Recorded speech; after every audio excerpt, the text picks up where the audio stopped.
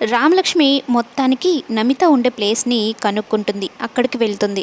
రామలక్ష్మి రావడం గమనించిన Namitha phone switch off చేసేస్తుంది. రామలక్ష్మి నా అడ్రస్ కనుక్కొనేసింది, ఇప్పుడు ఎలా వెంటనే శ్రీలతకి ఈ విషయం చెప్పాలి అనుకుంటూ ఉంటుంది. కానీ ఎంత డోర్ తట్టి పిలిచినా నమిత బయటకు రాదు. అప్పుడే తెలివిగా ఒక పని చేస్తుంది రామలక్ష్మి. ఎవరో నాకు కావాలని రాంగ్ ఇన్ఫర్మేషన్ ఇచ్చినట్టున్నారు, నమిత ఉండే ప్లేస్ ఇది కాదేమో అన్నట్టు కావాలని అక్కడి నుంచి వెళ్ళిపోతున్నట్టు యాక్టింగ్ చేస్తుంది, కారు కూడా తీసేస్తున్నట్టు.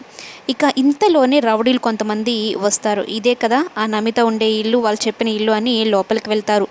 ఆ అమ్మాయిని కట్టేసి తనతో లెటర్ రాయిస్తూ ఉంటారు.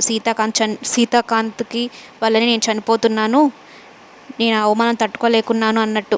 ఇక మొత్తం వినేస్తుంది రామలక్ష్మి. శ్రీలత సందీపే కలిసి ఇదంతా చేయించారని అయితే తెలుసుకుంటుంది. ఇక కరెక్ట్గా అమ్మాయిని చంపేయబోయే టైంకి రామలక్ష్మి వెళ్ళి వాళ్ళ కళ్ళల్లో పెప్పర్ స్ప్రే కొట్టి అక్కడ నుంచి ప్రాణాలకు తెగించి మరీ నమితానైతే కాపాడి బయటకు తీసుకొని వస్తుంది.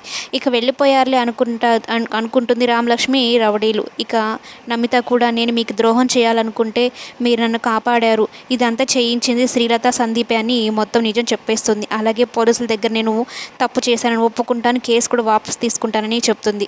ఇక రౌడీలు ఏమో శ్రీలతకి ఫోన్ చేసి చెప్తారు, ఇలా వాళ్ళు పారిపోయారు, ఒక అమ్మాయి వచ్చింది నమితను కాపాడి తీసుకొని వెళ్ళిపోయింది అని. ఎలా అయినా సరే వాళ్ళిద్దరిని చంపేయమని చెప్తుంది.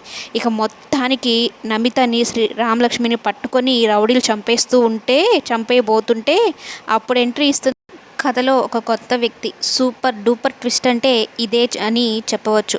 మొత్తానికైతే నమితని అలాగే రామలక్ష్మిని ఆ కొత్త వ్యక్తి కాపాడు.